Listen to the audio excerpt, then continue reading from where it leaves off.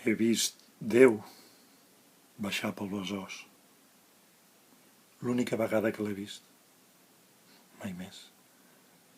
Va ser un matí molt clar. Brutalment clar. Ho havia de ser. De sobte el cel retrocedí fins a l'espai de la Pietat. El color blau tancava el cicle de les pluges espesses i fosques.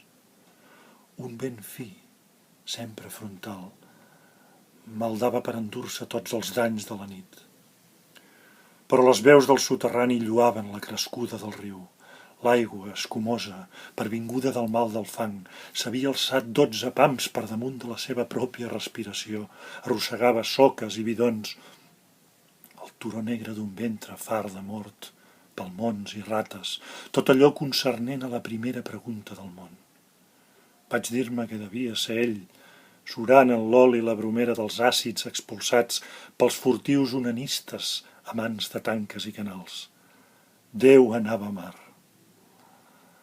Vaig refer la vella història. De primer s'hauria esgarriat de la muntanya del sanatori de l'Esperit Sant. Per això, per fugir-ne, hauria davallat als carrers tristos de Sant Adrià, on la gana i la humitat l'haurien emmalaltit.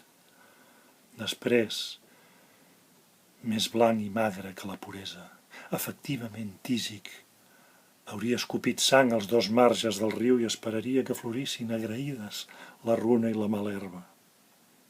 Però vingué la tempesta. Així devia haver estat. I ara anava a mar. Ho fa per 3 raons de pes. Per no tornar a caure en l'error d'ésser vist. Per guarir-se amb el iode i la sal.